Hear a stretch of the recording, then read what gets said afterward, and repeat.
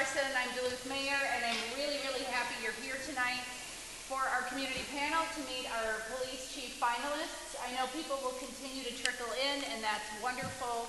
And as you need to leave, feel free to just kind of quietly step out.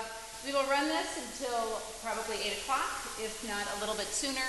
But first of all, thank you for being here. You have the chance to publicly meet two amazing public servants who have great vision, great ideas, and, as I have found out, an enormous amount of stamina, because this process is long and it has taken quite a bit of time for everyone. So Brian and Mike will be introduced by Rob Karwoth of North Coast Communications in just a moment. But I want to tell you a little bit about how we got here and what will happen next. We posted the position for police chief as both internal and external applicants to apply. We had 11 applicants, really strong pool, very good information. Everyone submitted a packet to the city. That packet included 5 essay questions that people answered. From there, those packets were reviewed by a really wonderful review panel. We've talked about that publicly. They've been listed in several different places. There were about 15 of us altogether. 4 people were selected for verbal interviews, and each of those interviews lasted about 90 minutes with this panel of 15 people. And those 4 were also asked to do 3 additional essay questions. And from there, we have these 2 finalists behind me. I have already spent about an hour and a half with each of them again. They have met with our Chief Administrative Officer, David Montgomery, who is here, and they've also met with our Chief Financial Officer. And in addition to that, they have met with staff and bargaining units this week. So they are ready for your questions. And for me, this is an important part to really see how does our next police chief interact with the community, how do they respond to questions. And so tonight I get to take the night off because you're the ones doing the work and so are they. So thank you for being here, and let's get started. Rob? Great. Well, thank you, Mayor Larson, and welcome to our 2 police chief finalists, as well as everyone here. I'm Rob Karwoth. I'm honored to be helping out moderating tonight this session. This is a session for you, all of you. It's a community meeting. It's a chance to come together and have a conversation. It is a job interview with our candidates and our mayor and you, our community. We're here tonight to have a discussion about our city, the relationship between our police department and our citizens, our successes, areas that we can improve, and ideas. We'll spend the next hour plus doing exactly that. Mostly we want to give you, our citizens, the neighbors who came out tonight, a chance to hear directly from our 2 finalists about who they are, what they've done, ideas and approaches that they would take if they were selected to be the next Duluth Police Chief. Our microphones are open. We have them on either side of the room here. We have them set up for you to come down and to ask questions directly of the 2 candidates. This really is a night for you to ask questions, but our time is limited. So we'll ask all of those who come down to please get to your question quickly. We'll also ask that all of us in the audience please hold our applause to the end of the session when we can thank both of our finalists for their time and their thoughts together. This will make sure that we use as much of our time as possible to get to your questions and to their answers. I'm going to ask a few questions as the moderator to address issues that we want to make sure we cover or to follow up, but really I'd like to leave the vast majority of the time to you. So start thinking of your questions now if you don't have them already. And once we get underway, please come down to the mics and be ready when we call on you. We'll kind of go back and forth to each side. We'd ask you to please introduce yourself, and if you'd like, please maybe identify the neighborhood you live in or the group you're associated with if you are. First, we're going to hear from the candidates themselves. We'd like each of them to give a few minutes to tell us about themselves, who they are, their story, their background, why they're interested in the job, and how they see the role of the Chief of Police of Duluth today and moving forward. To my far left, your far right, we have Brian Kozak.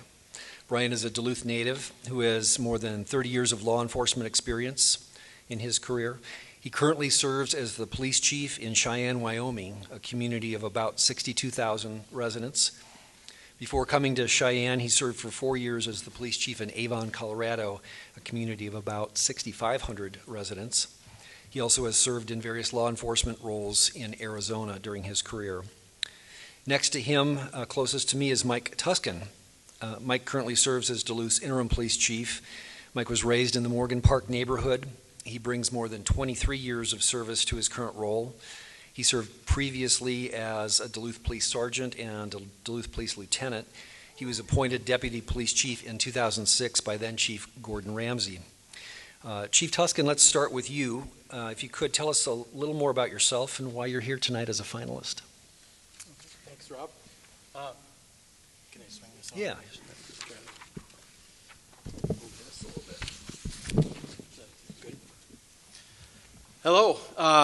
Welcome. Thank you for taking such an interest in our chief of police position. This is I always say that the chief of police is the most visible form of government you'll see.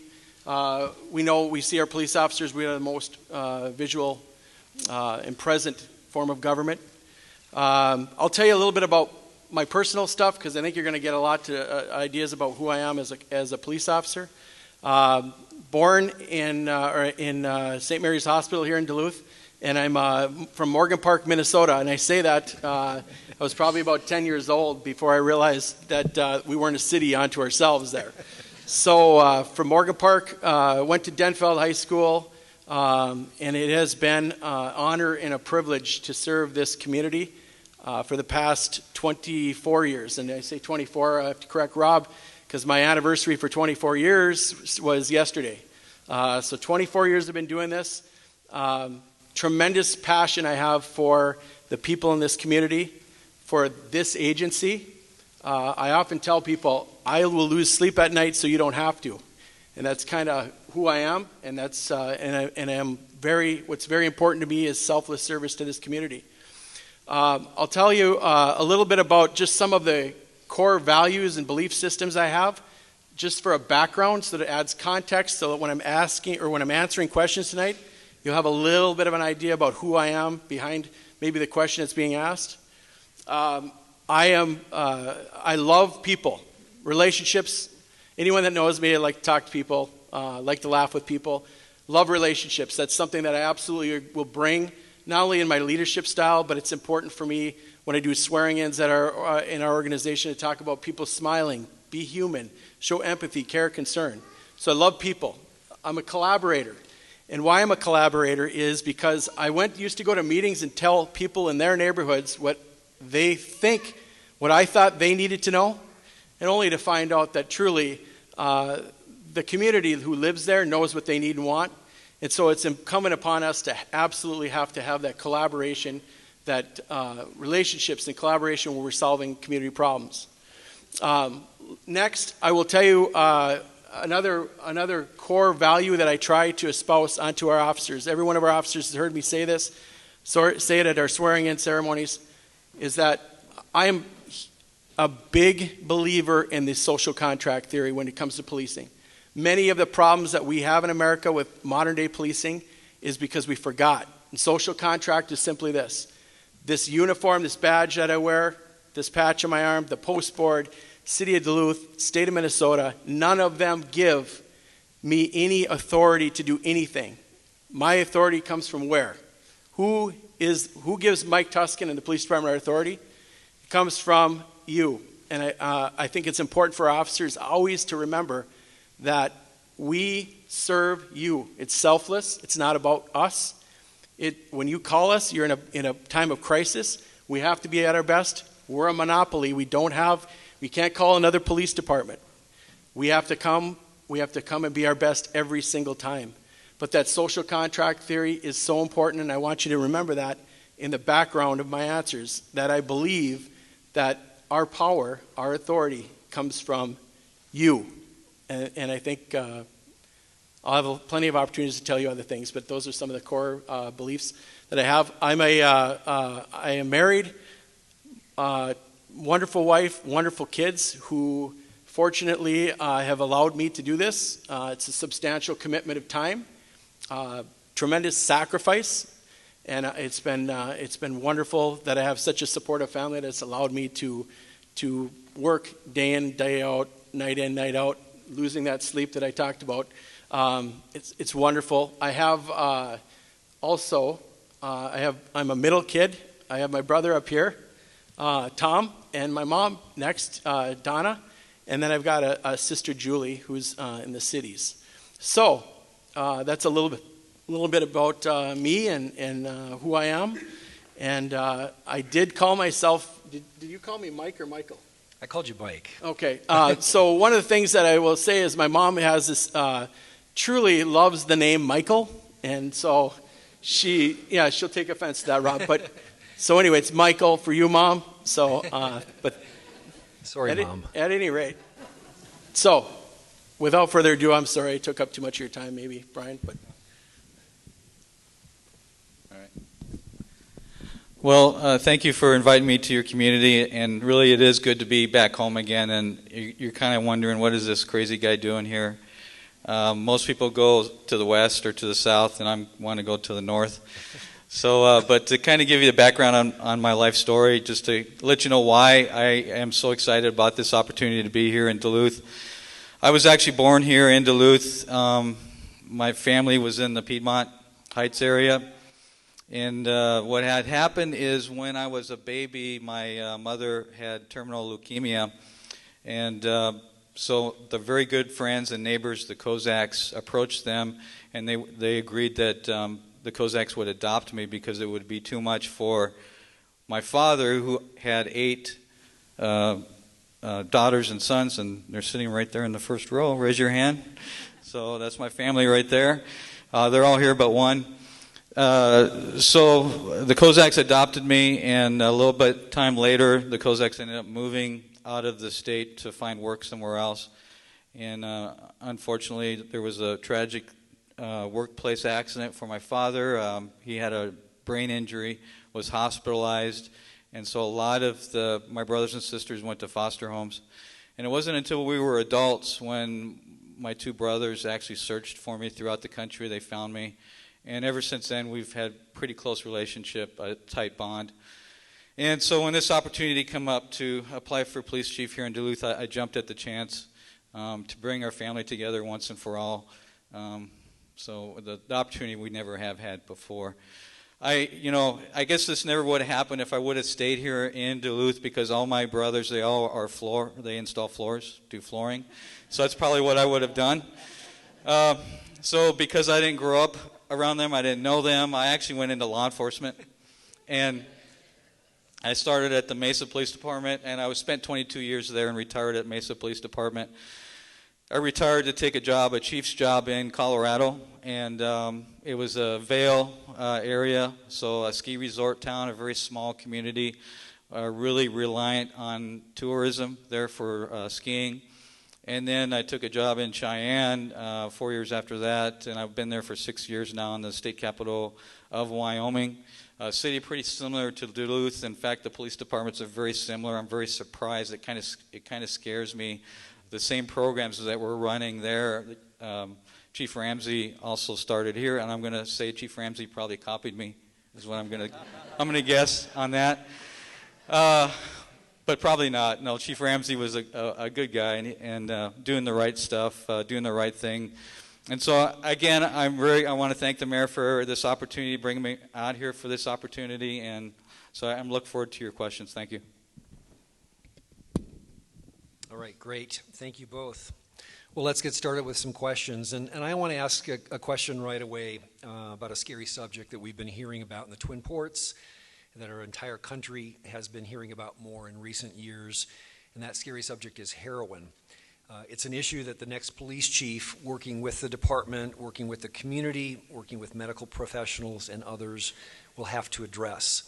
I'd like to ask each of you to give an overview of what you know of the current heroin issue in Duluth, its degree of seriousness, where it's going, and where you as police chief, and what you as police chief would do working with others in the community to address it. And let's get started with you, Chief Kozak, since we started before the other. All right, so that's a very good question. Throughout the country, we know heroin is becoming a problem. In fact, in Cheyenne, it is as well. We've seen about a 700% increase in our selling of heroin illegally in the community there. Some of that reason is for various reasons. One is the price of heroin went down. The cartels lowered the price of heroin to actually distribute it throughout the country. And so a lot of people who were addicted to methamphetamine jumped on, started using heroin, and now they're addicted to both drugs.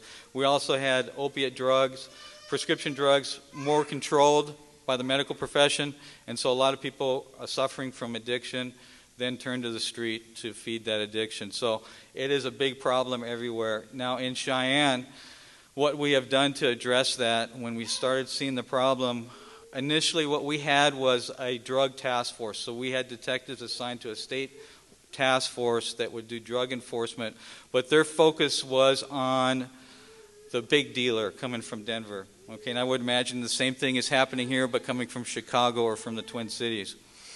Now, what we were missing was the local drug houses in the communities. So we formed a community action team of 4 detectives and a sergeant, and their focus was to work with the communities and the neighborhoods to address those drug houses in those neighborhoods. So that's one side of it, enforcement, drug enforcement in the neighborhood and on a large scale, looking for the supplier, so the cause, the supply of the drugs.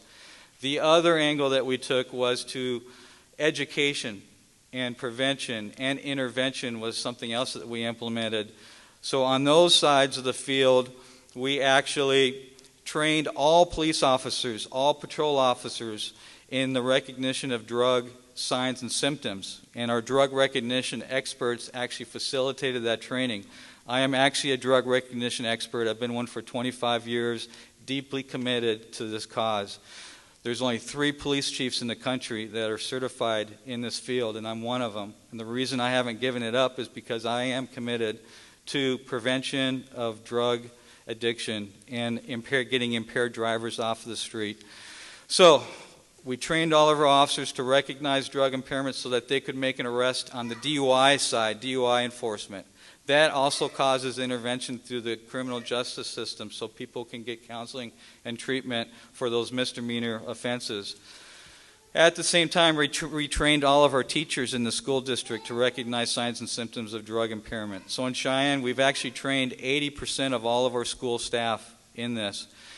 Our school resource officers are drug recognition experts. So the teachers are identifying students and parents who have drug addiction issues. Then we're doing intervention with our school resource officers. Again, we're trying to intervene early before it gets to be a big problem. So we're addressing it from enforcement, education, prevention. We're doing classes on the problem as well. And we have to have community involvement as well. So making sure we have a drug court with drug treatment, counseling. We're making sure that those first-time offenders are given treatment. And those who are bringing drugs to our community, let's say from Chicago, we work with our county attorney to make sure that those people are being properly addressed in the criminal justice system.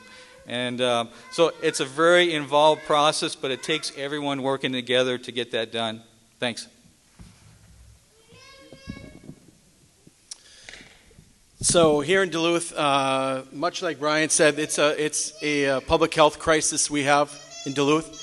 Our problem, and much like the rest of the United States, is driven by predominantly opioid people that have had legitimate prescription drugs. They usually start there, they migrate into heroin. So what we've done here in Duluth is we have a tremendous drug unit with resources not only from the state, but we have a task force with representation from Superior, from St. Louis County, from the state of Minnesota, and now we have just added a ATF officer as well. So we have federal, state, local to do the enforcement component of this. How we are very successful, and we look at what we can control. One of the things we can control right now is that we can remove poisons from the street. We reduce the impact of people dying. And so right now we have been in a surge to eliminate source of supply. We have great informants that our people work. We have great intelligence, and we are intercepting more heroin than ever. I added one of the first orders of business that I had when I took over as the interim chief was to add a body to our drug unit.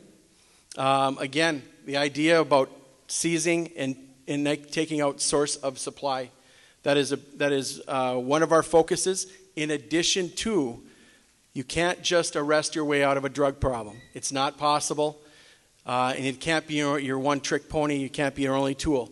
What we also have done is we are actually rolling out here in May.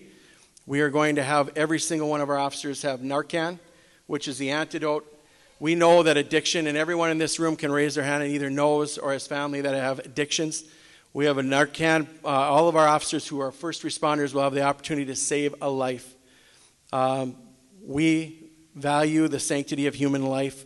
We want to make sure that we have the ability to stop a crisis. So we just started to have that initiative. Another initiative that I'm very proud of, one of the byproducts of the heroin issue, is we have now a public health issue with our disposal of needles.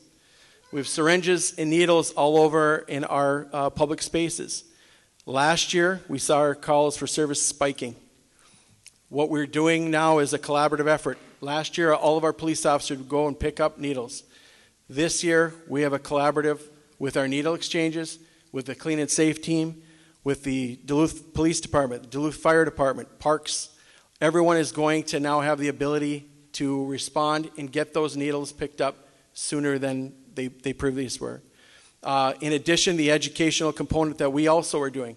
We do not see, and God forbid, we're very glad, we have not seen the proliferation of heroin into our high schools. There has been times where we've had people who have, we've seen students that have gotten it. It hasn't been proliferating where we have a real epidemic of a problem. We're very cognizant in watching that. Schools are watching that. We have school resource officers that are keeping their eyes open for any sign of heroin in the schools, because it will be disastrous. It is the one drug that you can take that will instantly or nearly instantly kill you. So we know the importance of that. We have an orders group that meets with doctors and physicians and enforcement, our law enforcement, that does education and is looking to do reduce people who have addictions. So we have a comprehensive response to the heroin problem here in Duluth, and we are every single day we have a drug unit that is tireless in pursuing and in mitigating that source of supply.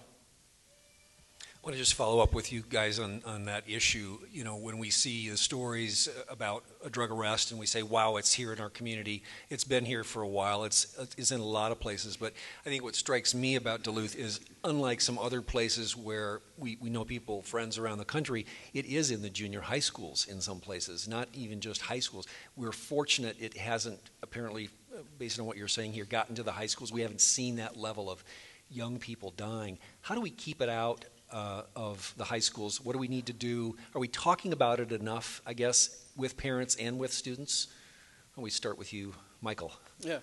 What that we have is those school resource officers are invaluable for us to have a sense of what's going on in the schools. That is a priority for us to make sure that our school resource officers, which are in our middle schools and high schools, have a pulse on what's going on in the schools. They have to know. There are kids they know that are smoking marijuana and using, and certainly that is they have their attention pointed towards that. But we really are keeping a keen eye on making sure that we don't have a heroin issue, an epidemic that starts in our schools. Education, remember the DARE program, many of the people in this audience have seen, or before that it was Operation Aware. There used to be those programs that we used to have where we would talk to kids when they were 5th and 6th graders and tell them don't use drugs. Those went away, and I think that if we all did the analysis, why they went away is people said they didn't work. And they were only a feel-good PR campaign. But I will tell you from the experiences I talked to other people is that meant something. That little bit of drug education meant something to kids. Don't use drugs. The messaging was there, and it's not there anymore. And I don't believe, and I know that some of the literature that was actually written on DARE, the author admitted later on that he had embellished and that some of the information he gave that subverted the program was false. And I really believe that we have an opportunity with our officers in the school to do more drug education and to enlighten our students, to tell them not to use drugs, talk about consequences. We know that it's deadly, and it's incumbent upon us, that's education, the schools, certainly our school resource officers, to also educate the public. Chief Kozak, it sounds like you've done a good job in Cheyenne, or haven't had the experience that some of the metros have had where it's in junior high schools and high schools. Maybe you can share what you've done there and some of the ideas you might bring here. Sure. I guess I would say this. If there's a perception that it's not in your schools, I think that's not a accurate perception. I would guess that it probably is in the schools.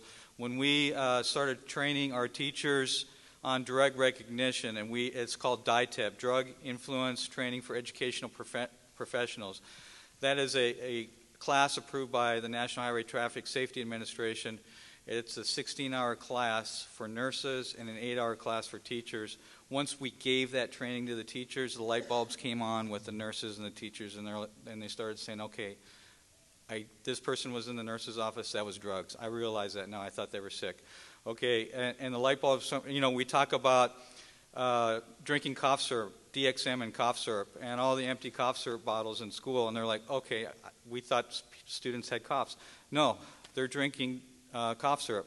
So that's examples. I think once people are trained, they'll realize that there is an issue, and once we train people, we had about a 400% increase in intervention in the school system, where nurses are now evaluating students, getting their parents involved, letting their parents know, which parents had no idea, and working with the parents and the counselors at the school to try to correct what's going on and save this child before they go down that path where it's too late to save them.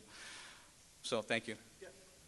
If I could just add, we have actually made arrests where we have had kids who have had heroin. It's not that we're not saying it doesn't happen here. It's that's not prevalent here. We have, in fact, had some arrests and some interventions where we have located it. It doesn't sound like it's the prevalence that you're accustomed to. I just want to encourage those, if you've got questions, this is really an opportunity for you, so please make your way to the microphones.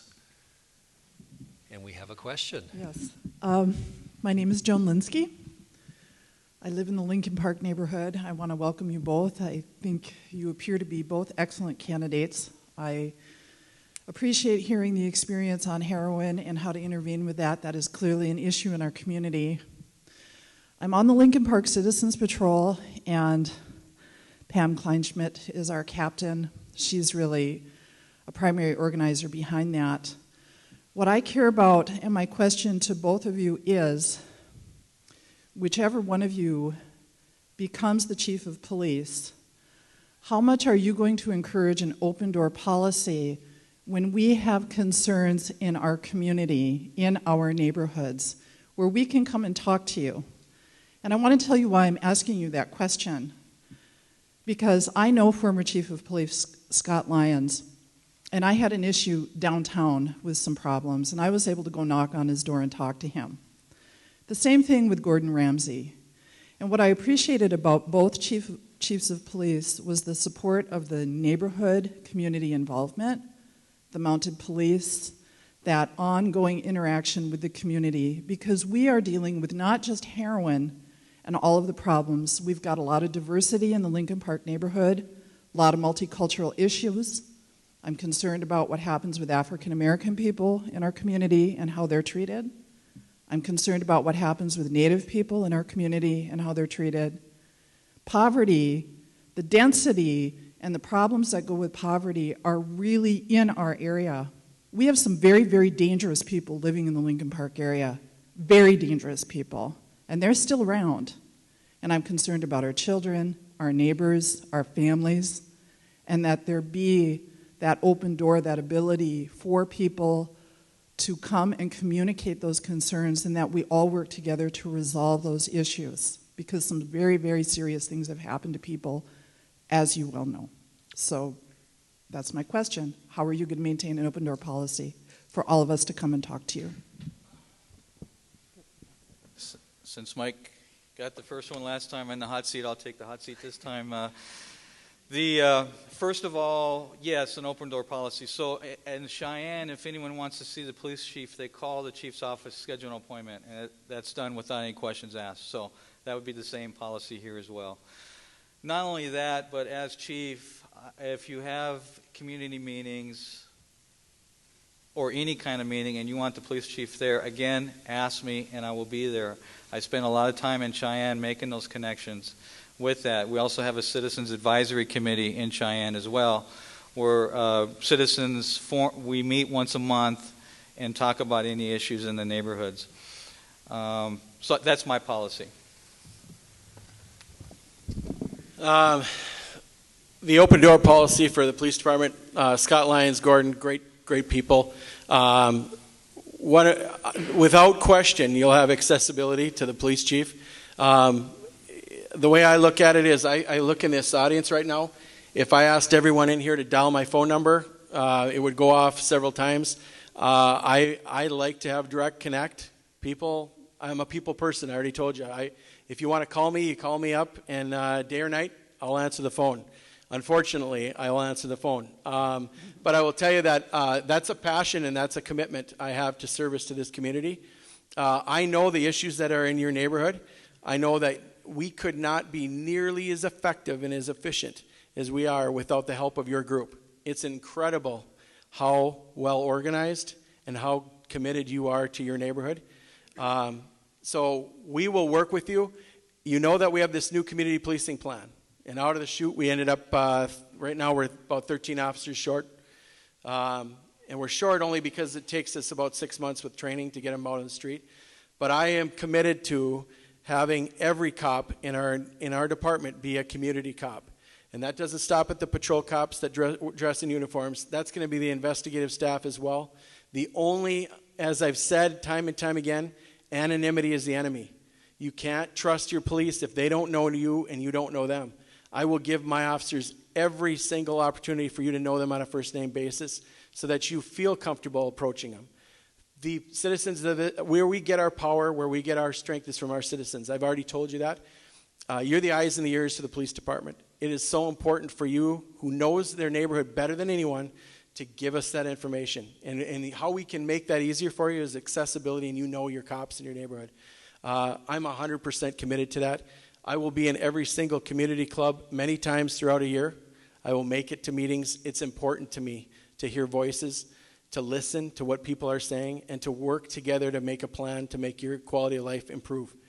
It isn't easy work, but it is work I am 100% committed to. I have a tremendous passion for this community, and I will work to no end to make sure that we have made it better in every community for everyone.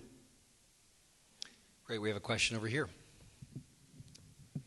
Hi, my name is Joan Peterson.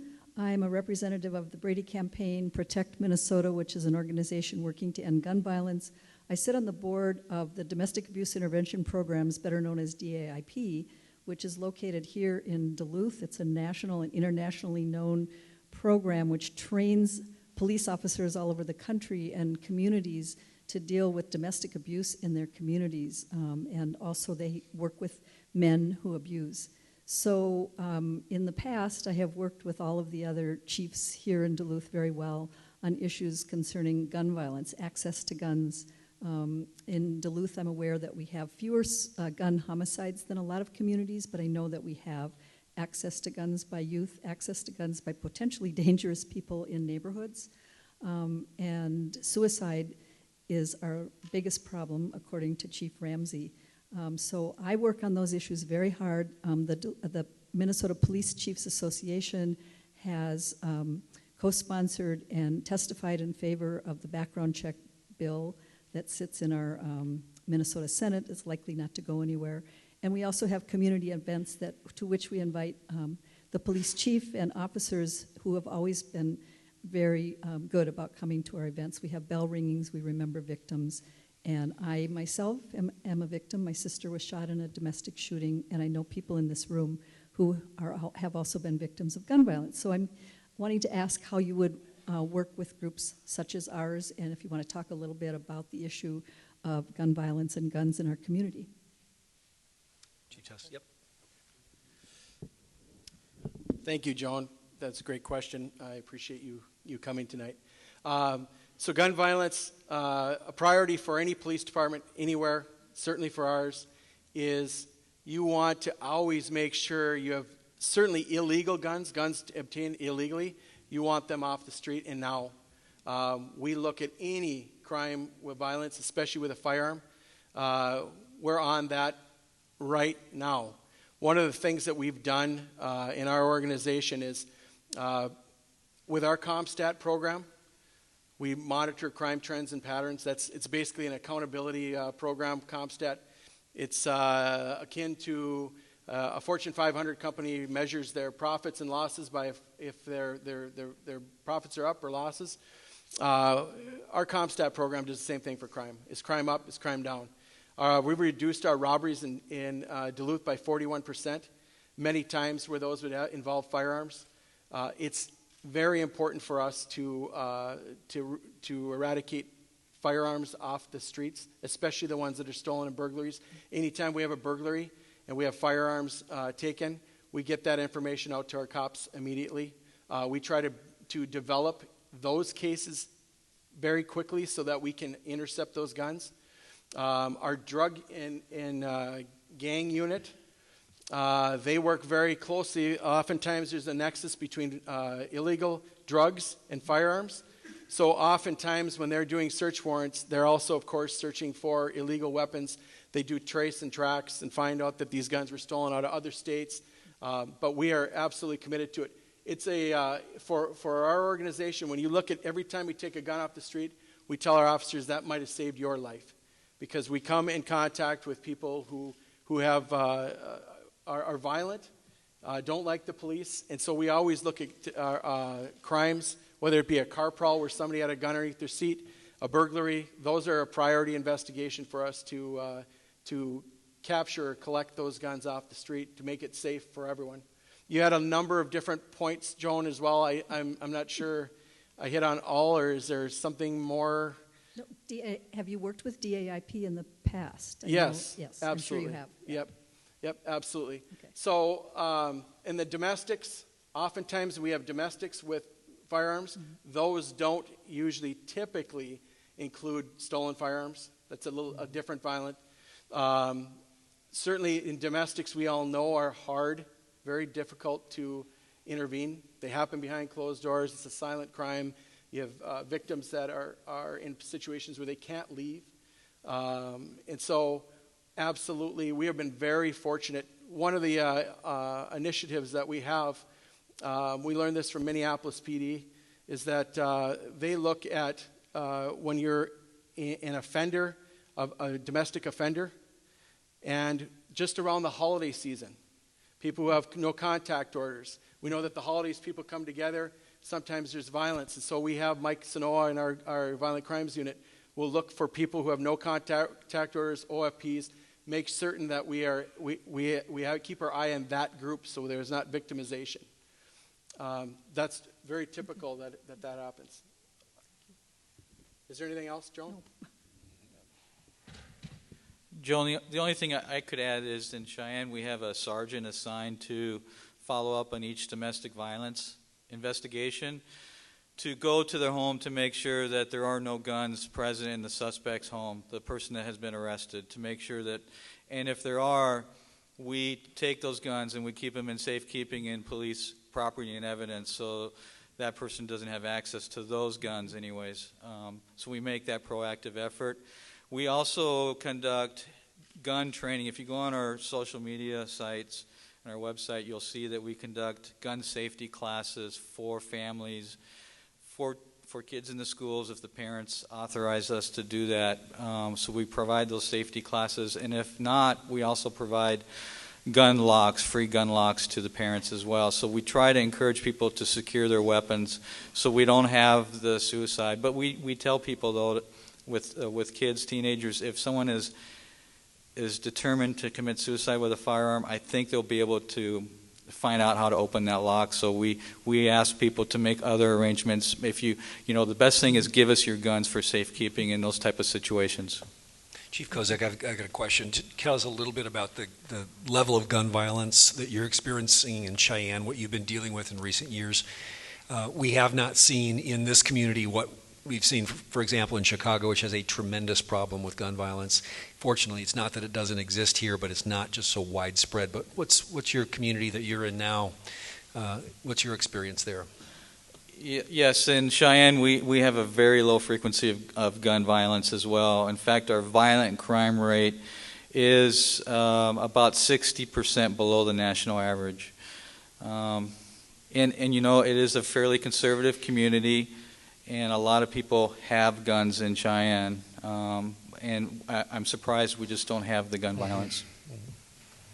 We have a question over here. My name is Wanda Sayers. I'm a community member, and I grew up here in Duluth. My question goes back to the heroin. I would like to get your input in regards to how you have been able to work successfully within a lot of cultural ethnicities within your community, how you interact with them, what kind of communication that you have in place that allows people to feel comfortable to come speak with you. Heroin has been it hit home. We had lost a niece, a daughter to the heroin. She had died of a heroin overdose last year. In our community, I hear with the Lincoln Park, I kind of want to reiterate what she said, but it's coming into our neighborhood. It's here. We see it happening. We see people sitting in their cars doing drugs. I make police reports. I write down license plates. I'm pretty much sure you get tired of me calling you and sharing my emails with you, but I want to thank you, Mike, for hearing me out. Allowing my grief to be put in words in terms of my frustration with the lack of charges or accountability. How do you work within Native American cultures, African American cultures, all cultures, to hold people accountable? And the reason I ask that is you see in the news today in the Duluth newspapers, if it was somebody that was person of color that died of a heroin overdose, you see drug arrest. You see somebody being held accountable. You see somebody being arrested. You see somebody being held to the law.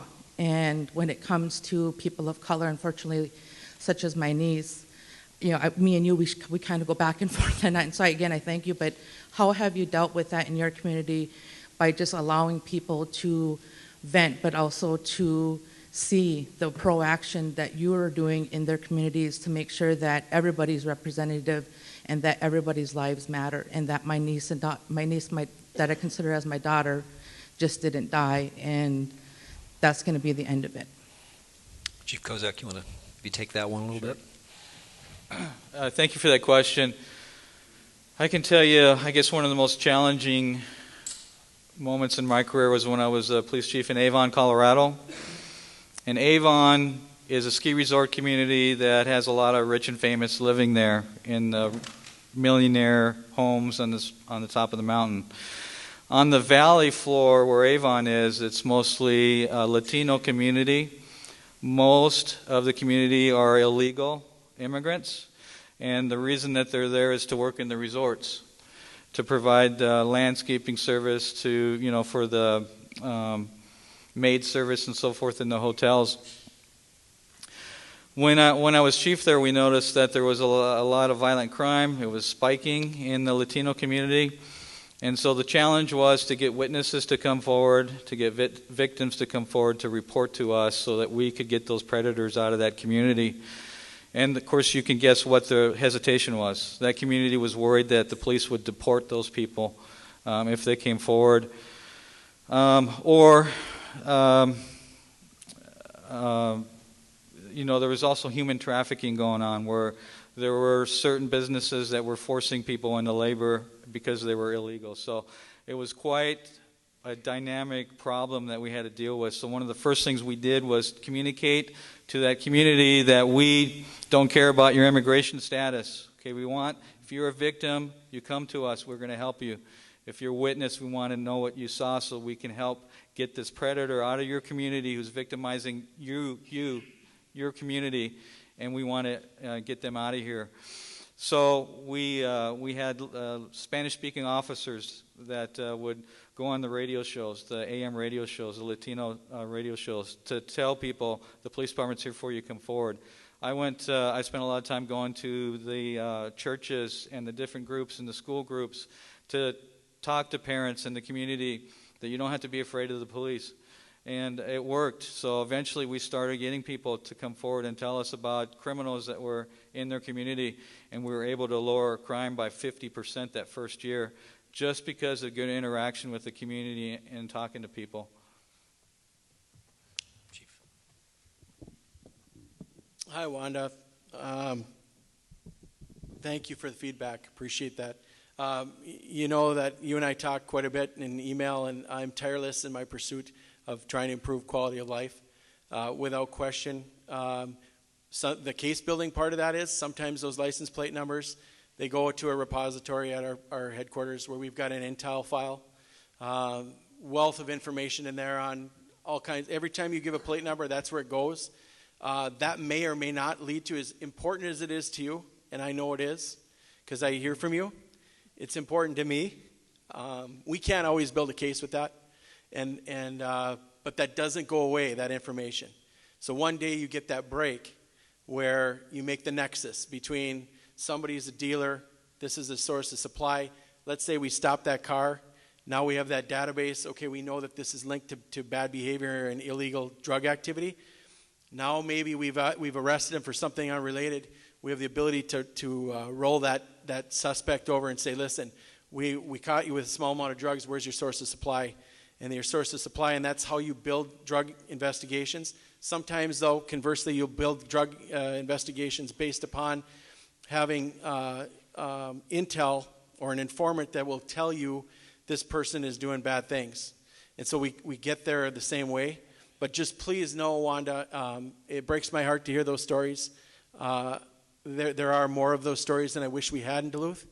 But we are absolutely vigilant in responding to all of them, and your information goes into a database. It is important to me, so please don't stop. I don't want you to be dejected because, trust me, we are working every angle we can to intercept and to take the poisons off the street and improve your community quality of life. Great. We have a question over here. Hello. I'm Kathleen Spencer, and I'm a longtime resident of Central Hillside. And I have a tendency to ramble, so I wrote stuff down so I wouldn't. I have a question that has a brief story attached. I will be as quick and concise as possible. The question concerns the Duluth Police Department, but I'm also interested in what Mr. Kozak has to say. From mid-July to the end of October of 2015, I filed 4 complaints with the DPD, the police department. The complaints were all about police behavior at various recreational fires provided at Clayton Jackson McGee Memorial by a small group of community activists. On July 16th, I received a nice form letter from Officer Tuscan. On July 27th, I received an email from Lieutenant Marquardt regarding my first complaint, in which she agreed with me on one point and basically just said that she herself and the fire marshal did not agree with my interpretation of the law.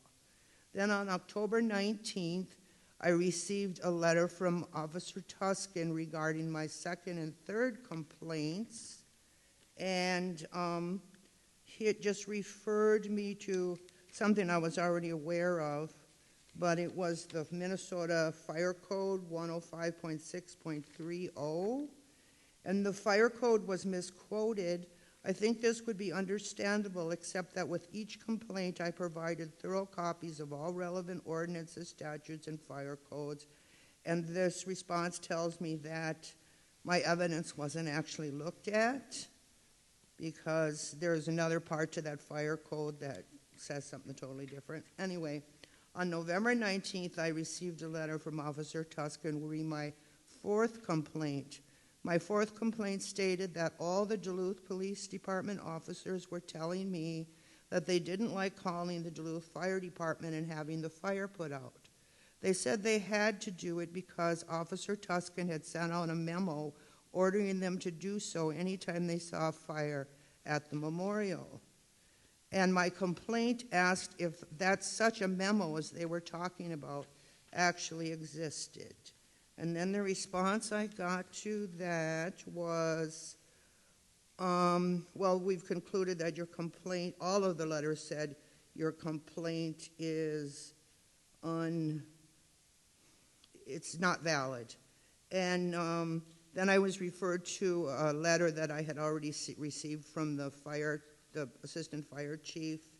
And then it said, your concern that I do not exist is not necessary, and you are free to contact me to verify my existence.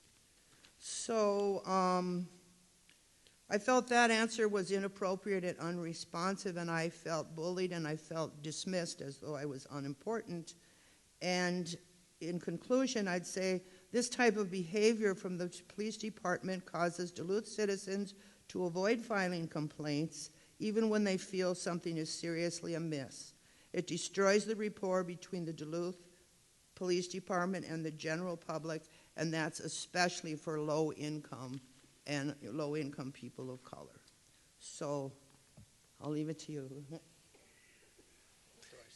Yeah, well, you probably start this one. So, Kathy, I appreciate you bringing that to my attention. You and I have talked many, many times about the fires. Per your request, we did give the city attorney has issued you a letter now. I think that it's pretty clear that our position on the fires. I will tell you that I would like to see that letter when we're done here, and to read it for myself and to look at what it says and who wrote it. I do complaint initiation letters as part of my job. For every single complaint that comes in, you get a letter saying we're looking at it and there'll be a resolution. I am terribly, and I will say this, I am very sorry if was there any disrespect by our staff to you in a letter. Unacceptable. Not happy to hear that. That's not what we want to convey. We want openness. We want to build community. We want to give people voice. We want to listen to their concerns, and then we want to make people happy. Sometimes we can agree to disagree, but at the end of the day, Kathy, you know that I have a lot of respect for you. I like you. We've been back and forth on that issue. I think there's some clarity now, but if you would, at the end of this, if you could take the time to show me the letters, I would appreciate it. Okay? Thank you very much, Kathy, for bringing that up. Chief Kozak, maybe you can share a little bit of what your experience has been in your community and that fine line between an open door and wanting to encourage folks and also you've got to make decisions sometimes that don't always, don't please everybody. That's a difficult role you're in. Okay, yes. First of all, I'm very impressed with the Duluth Police Department and the chief here for replying to your concerns and actually addressing every time that you've had a concern. It sounds like you've gotten a response. Maybe the response isn't to your liking all the time, or maybe you think that maybe something else could be done, but I guess I'm impressed that communication is taking place. And I would agree, there are sometimes when the police department has to tell a citizen that, we can't help in this issue. We've looked at all the options, everything, possibility that we can do, and we're out of options unless you have a suggestion that we can do. So I guess that's all I have to add. Thank you. I think we have a question over here. Go ahead. My name is Roger Gregoire, and I'm a citizen of Duluth. In 1994, I worked for Janet Reno, who was the Attorney General of the United States at the time, dealing with the issue of community policing. One of the things that came out of the work that we did was how underfunded the serve aspects of protect and serve was in police departments all over the United States. And in fact, to this day, most of the money that goes into training always goes into the front end, and only a small amount continues ongoing training of police while they're on the beat. Now, since communities are an alive thing, constantly evolving, changing, going through a metamorphosis of its own, people live, die, they move, change, etc., it's difficult to see how a policeman who might be very experienced in a number of different aspects doesn't have the opportunity to continue to retrain and sharpen their notion of what it means to be a beat policeman. Unfortunately, citizens seldom put enough money in the police department to have, one, enough policemen on the beat to do the serve aspect of what they're supposed to be doing, and two, the money that does go in never goes into ongoing and continuous training for policemen. I'd like to know what you think, both of you, since you both have to deal with this, what do you think the remedy would be to deal with the issue of policemen who not only can protect us, but serve us in the extraordinary problems in the 21st century? Chief Kozak, maybe you can take that one. Yes, I like this gentleman. He makes sense. That is an issue because as the economy crashes and municipalities look at saving money, oftentimes it's cutting training budgets. And that can be a big mistake because if we're not giving proper training to our police officers, then they might make an error. They might make a mistake, and in the long run, it could cause millions of dollars for the city in a lawsuit, and someone could be hurt as a result. So training police officers to properly handle situations is critical, extremely important, and with shrinking budgets, we look at different ways to be more efficient in that.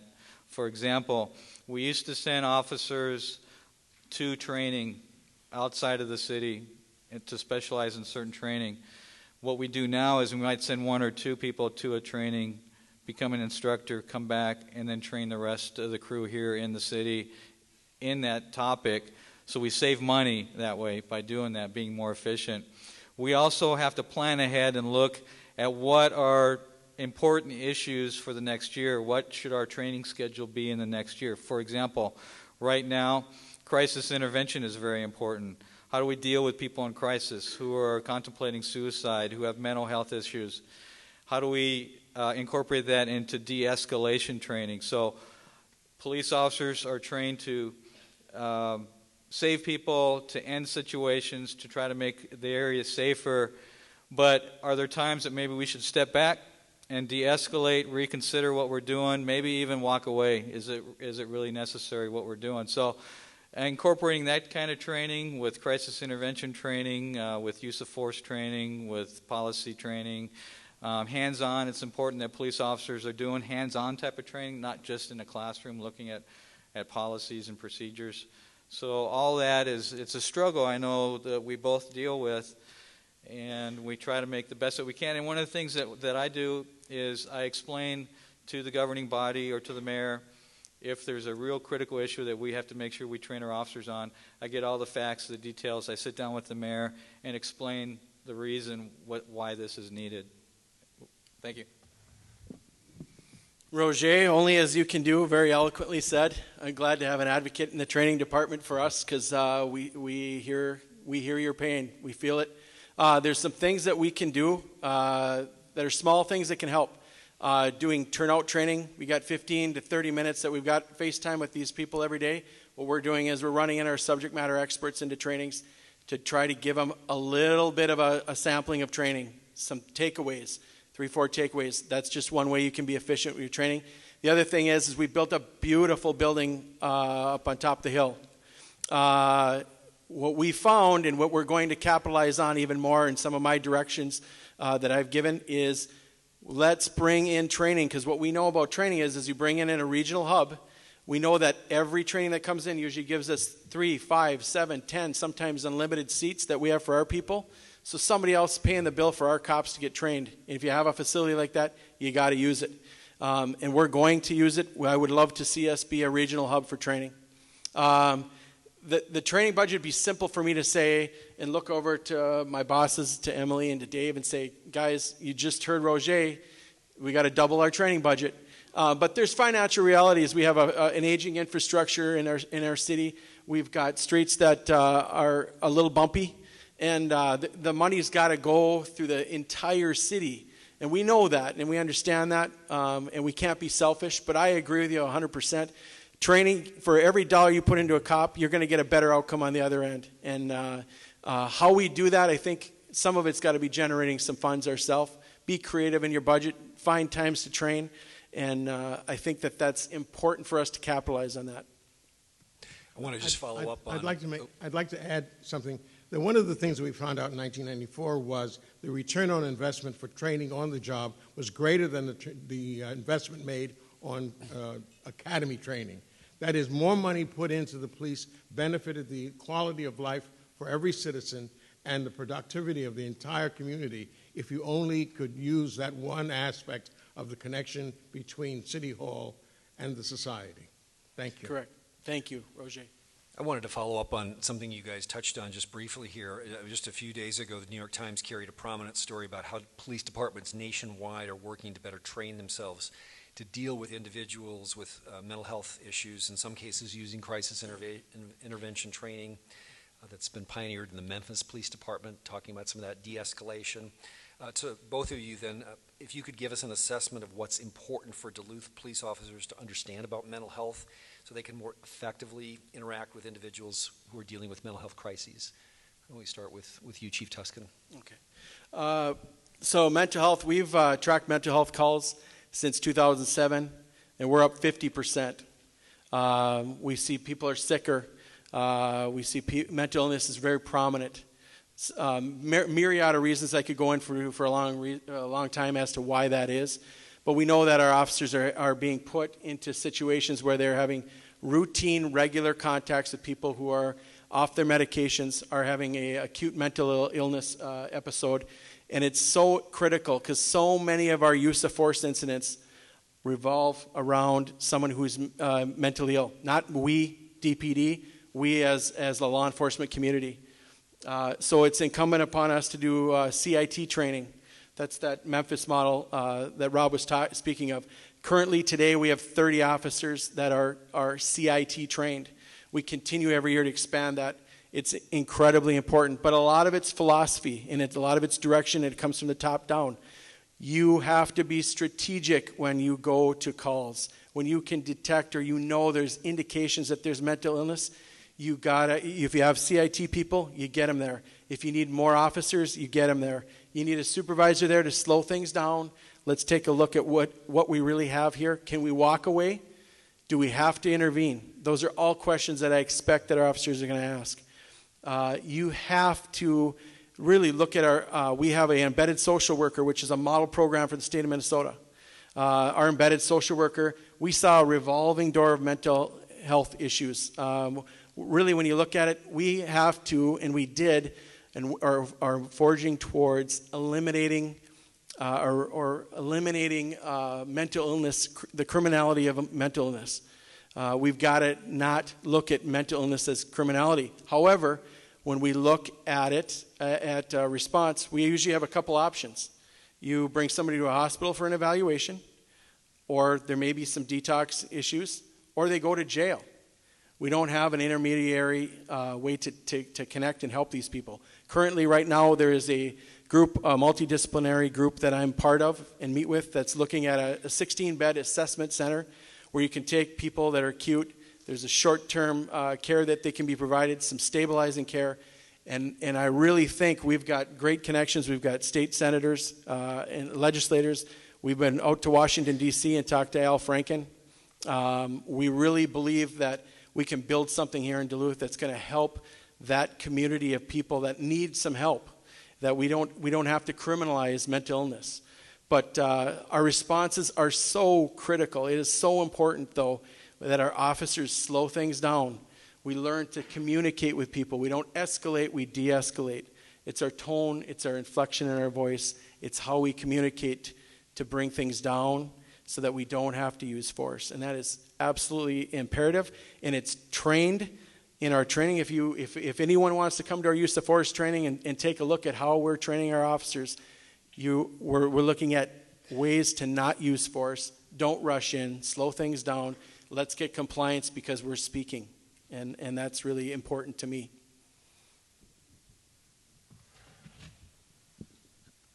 The chief answered that very well, and I must admit Duluth Police Department is excellent in that area as far as crisis intervention training, having the counselor on board. That's usually not seen in the country with police departments. All I can add is in Cheyenne PD, we also have a crisis intervention team that we have a crisis intervention officer assigned to each squad. We have also trained every single police officer in minimum amount of training in crisis intervention. So not all have been through the full school, but every police officer has had some training in that area. The key is to sit down with the people in the mental health field and try to bridge those gaps, find out where those gaps are, what can the police department do to help that, how do we direct people into services instead of taking them to jail. And so that's a crucial role is finding out how we can help to keep that from happening. So thank you. We have a question over here. Hi, I'm Dan Pearson. I'm a former federal officer. Right now I do community outreach in the Duluth and Superior area. One quick thing with Officer Tuscan, just so you know, I have sent Officer Tuscan 2 emails and never received a response from him. One was in direct reference to the fire that Kathy was talking about here. My question here is just very plain and simple. I have seen problems within the Duluth Police Department setting their own rules without legislative authority. What can you do to make sure that the department does not cross the line and not create their own law without judicial review, or legislative review?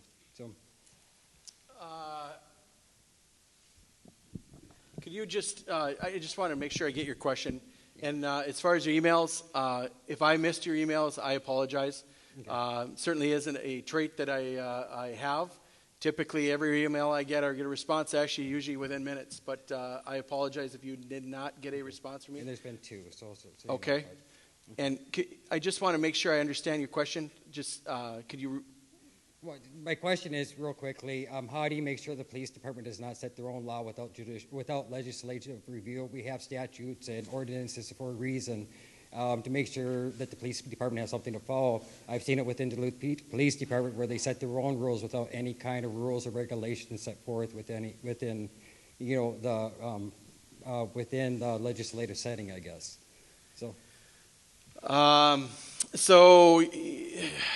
I'm just trying to. So you're saying we set rules that are contrary to law? Correct, or set your own without law to back it up. Well, I can tell you that... simple checks and balances is what I'm asking about. Okay. To back up our policy, we have a company called Lexipol that has best practices for our policies. That is, it's not just the DPD uses it, but it's used nationwide. So Lexipol sets policies based on each individual state law.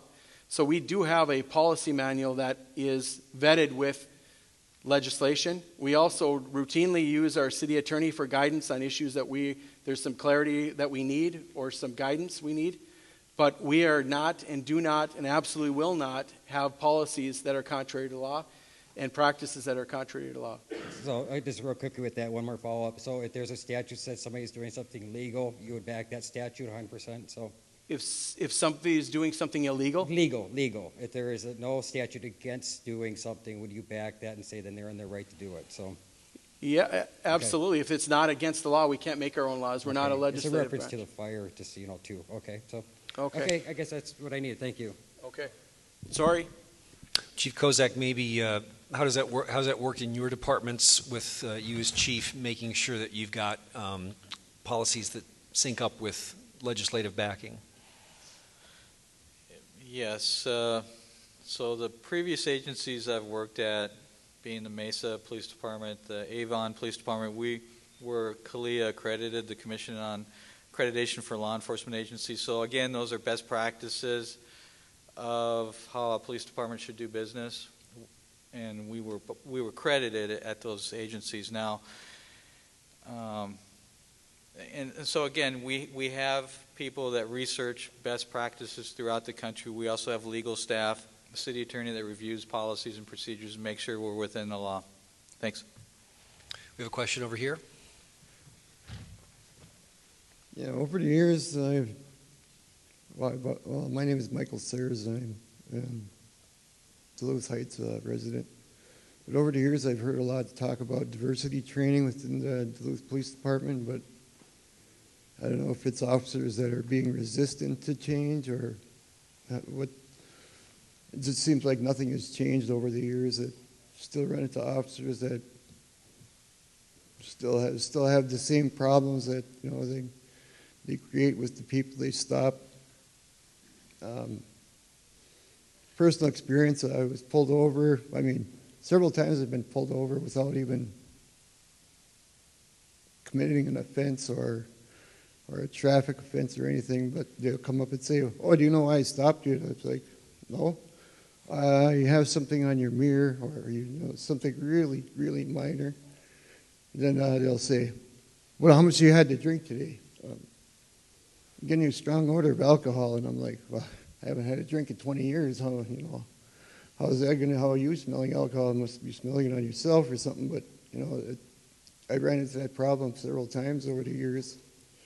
Just wondering how is diversity training going to be implemented in either one of your administrations?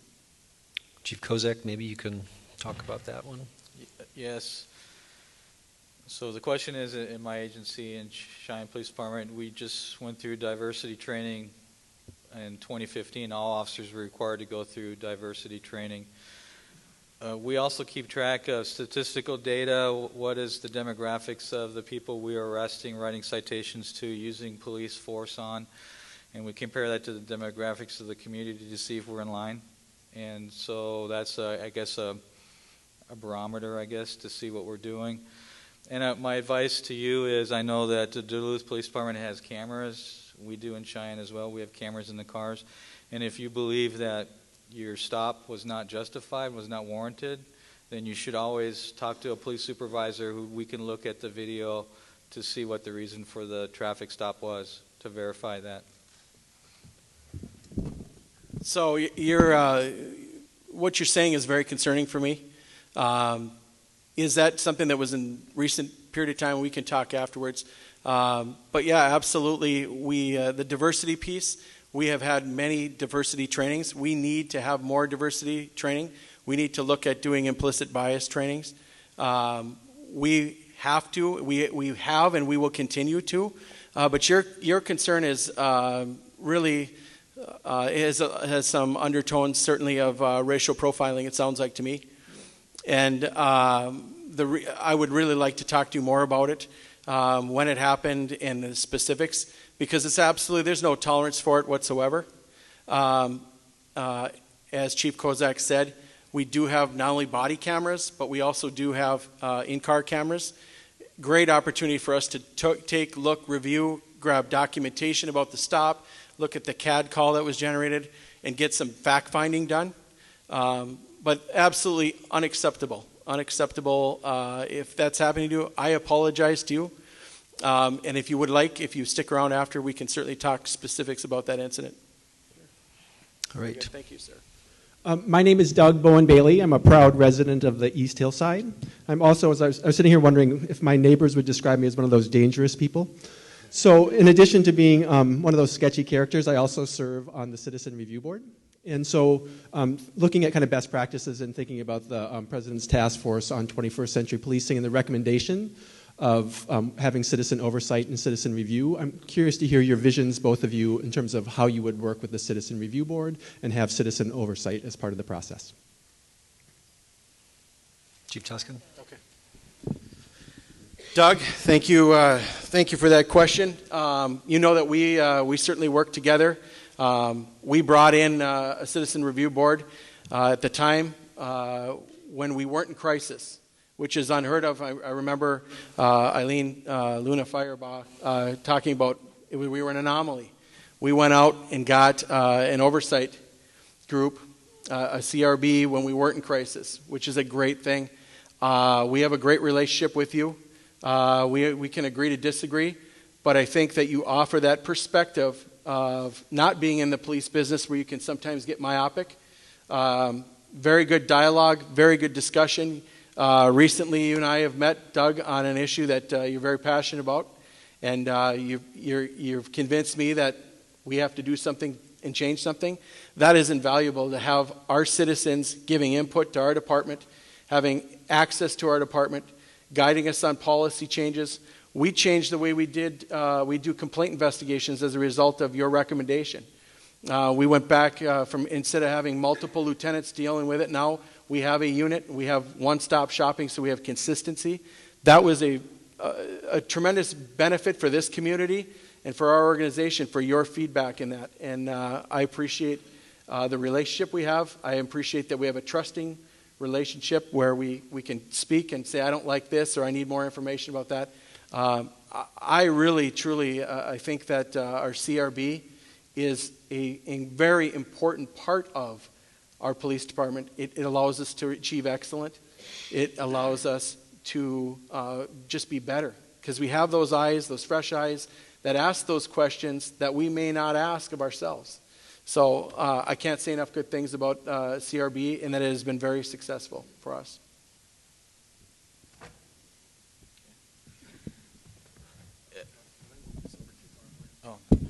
So to answer your question, yes, in Cheyenne we do have a Citizens Advisory Committee as well. Much the same purpose, I think, what you have here.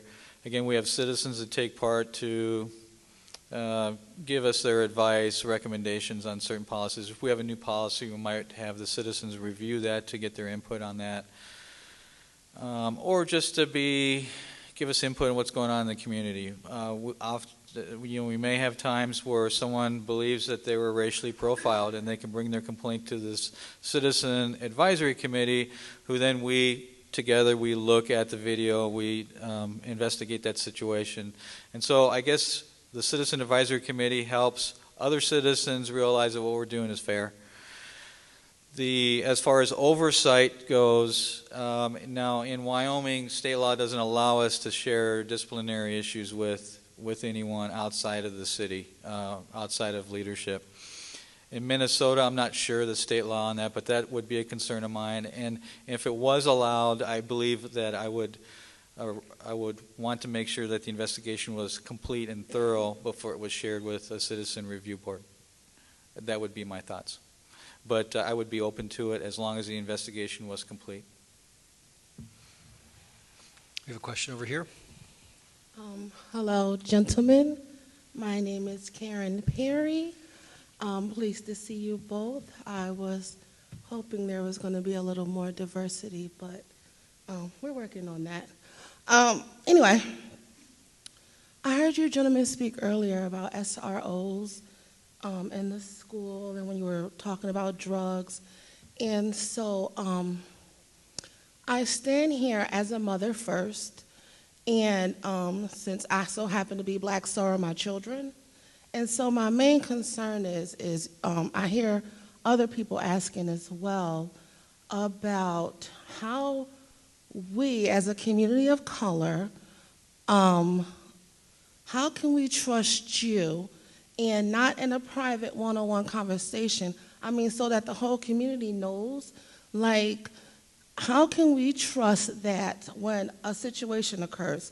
Okay, for example, I coordinated the Clayton Jackson McGee event this year, and upon my research on what happened to those 3 men, it's not a lot of that hasn't changed, the dynamics of the America we live in today. So I want to know, like, if a young lady who looks like you two calls the police on a young man or a young lady who looks like me or my son, and one of your employees show up to the scene, how can we trust that that officer will see us both as people who deserve trial and who are not criminals? How can we be assured that when that officer arrives, we as people of color won't be instantly treated like a criminal? How can we be sure that the drug and the SRO things in the school won't be another method to funnel our boys straight to prison? What can you guarantee us that outside of a conversation, because I'm not from here, but I do claim to be a Duluthian. I had my last child here. I love it here. But everyone's so nice here and willing to talk and smile, but where's the accountability when these people who hold these jobs and positions and are supposed to protect and serve all of us equally aren't doing that? I mean, as the chief, will I be able to say, okay, now we looked at the footage You with your eyes, seeing the same thing I seen with my eyes, now what? Because, right now, children are dying and no one's being held accountable. I don't want to be one of those moms. And I don't want to be able to pick up the phone and you to come to my house and with a sob story and no resolution. Want to try that one, Chief Kozak, first? All right. I think your question was, how can you trust me? Well, one thing that is for sure, the police chief sets the tone in the agency. And so the tone that I would set is there's absolutely no place for racial profiling, for bias-based policing. Absolutely not, no tolerance for it whatsoever. So I'm the one that sets that tone, and it's backed up by policy, and it's backed up by our conduct. And if we have an officer, here's my philosophy. If we have an officer who makes a mistake that is from the mind, we can fix that. It was a mistake. If an officer makes a mistake that comes from the heart, which means the officer knew it was wrong and did it anyways, then I have little tolerance for that. And the way that we make sure that we're doing right, we're policing ourselves, we have a complaint process where if you felt you were wronged, we look into that situation, we investigate it, and deal with it at that point. And I think having your citizen review board helps greatly in that as well. If you don't trust the police for doing that investigation, you can always bring the issue to that board as well. Thanks. Karen, you and I have talked about at least another incident where you voiced your concerns with me, and I hear you, and we certainly don't want you to have that feeling. That is why at the very beginning we talked about the community policing plan, how important it is that you have a relationship with your cop, that your kids have a relationship with that cop, that they know each other. There is implicit bias. I will not tell you that there isn't. Every single one of us in this room has got our own biases. Whether we are cognizant or aware of it, there are biases. But how we overcome that is we get to know each other as people. And it's so important for us to come together and know each other. And I know your concerns with the pipeline to prison and the SROs. And let's figure out a way that we can build this trust. And it doesn't come easy, but it comes through time. And if you're committed to it, I'm committed to it. We can improve this community. We can be better. And that's has to be our expectation, is we can be better. Karen, if you don't have my phone number, you should. Because anytime you have any concerns, you call me up and we can talk about it. Because I'm an advocate. I want to make sure that you don't feel that way. That this police department, when I started, I talked about at the beginning, this police department, we're a monopoly. We don't have any other competition. We don't get to choose who we're going to police, who we're going to represent, who we're going to advocate for. We advocate for this entire community. And it is absolutely imperative and incumbent that we are successful in that mission in order to make this community safe, in order for people to enjoy a high level of community quality of life. And I'm absolutely committed to that relationship building component. When you know your cops, when the cops know you, you're going to have better, higher likelihood of equity. If I could just ask one more question to follow that up. I hear what you're saying, and so I intentionally build a relationship, but still my voice goes unheard. Otherwise, you and I wouldn't even know each other based on that situation, right? So I expressed my concern. My question is maybe you can answer this. Who do the SROs in the school answer to? Who decides how much punishment my child gets upon an action he created without me? You know what I mean? Like, as a parent, I don't even get an input on the outcome of the punishment or whether or not my child or the child who afflicted my child goes to court. Right. I feel like I should have some say in that. And it sounds like that's what you're saying. If we're working together, then how come the SROs get to send my child to court with or without my knowledge or my consent or anybody else's child? Right. And so I've heard very clearly that we want cops in the school to deal with bad criminal behavior. Otherwise, it's a school thing.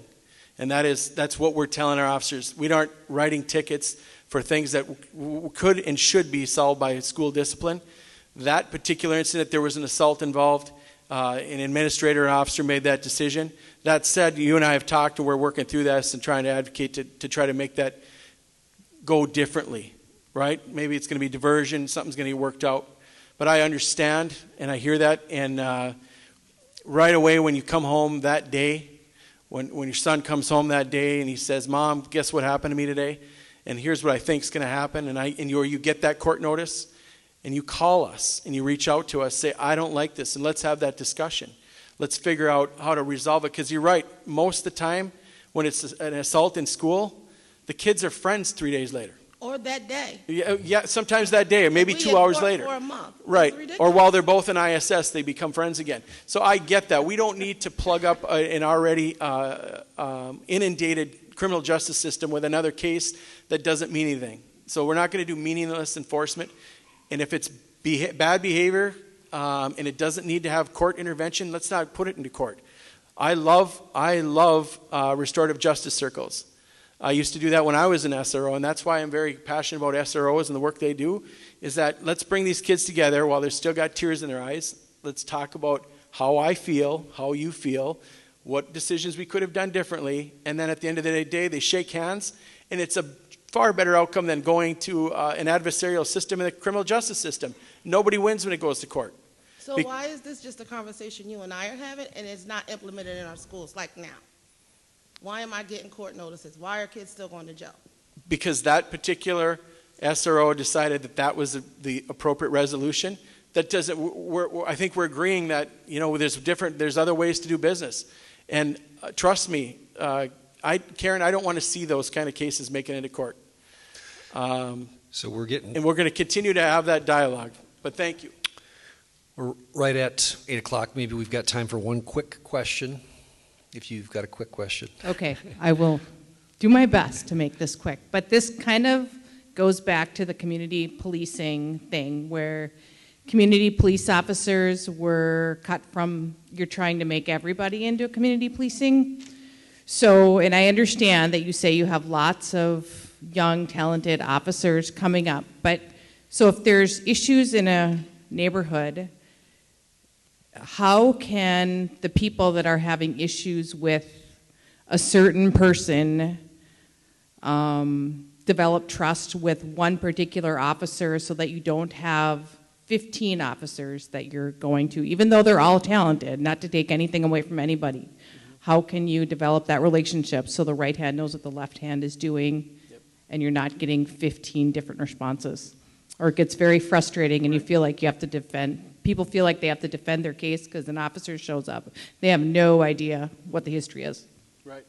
So, Karen, I appreciate the question. You and I have texted many times, and we talk regularly about this particular issue, which is kind of an anomaly. You've got a really difficult neighborhood situation. Here's the difference, is that we've got now area commanders who are directing officers or single officer responses. We've got sergeants who are shepherding that. We've got a database that we track that. So we have a lot of different venues to do that. In your particular case, you could never start over every single time because it's way too much involvement. You got to have, and there are going to be times where we have single source providers for problems like that. You just can't, or you've got a couple, 2, 3 people that are in the know. It is impossible. And this is one of the fears we had when we made this big leap to this initiative, which absolutely has to happen, is that what do you do in that situation when it's a very complex neighborhood problem and you really won't have the time for every officer to get up to speed on 3 years of history? And so when we talk about community policing by everyone, many of our issues are resolved same day, a couple days later, but yours and the more sophisticated ones, we are going to have single source or a couple people that are working on them because they're too complex and they absolutely need to have somebody who knows all the history. But believe me, we will not fail. We will not fail. I trust me. I wish we could wind the clocks ahead 5 years. We will not fail. I assure you. You will look back and you're going to say, this was a very good, I have more engagement with my police department. I feel more comfortable. It's going to be a good thing, but you have to bear with me. Okay. I know you will. I will not let you fail. Chief Kozak, have you experienced, it's an interesting discussion. Community policing is often seen as a, really good thing, but interesting to hear the other side that might challenge community policing a little bit. Yes, I've worked in both methods where you have a squad of community policing officers, which is what you're used to, and you might have one officer assigned working on that problem with you. And then I've also worked in an environment which is what Duluth PD is transitioning to, where you have everyone trained in community policing. And they're assigned to geographic locations, a beat area with a supervisor. They all work the same area. I believe that is a better method. But you do have that problem where you may not have the one officer working on the problem. But as the chief said, you have to make sure that if you have a complex issue that you do assign that to one officer to deal with that. So it sounds like you're on the right track there, and I wish you luck on that. Thanks. It went quick. Thank you for your questions. Thank you to our finalists here. And Mayor Larson's had some closing remarks.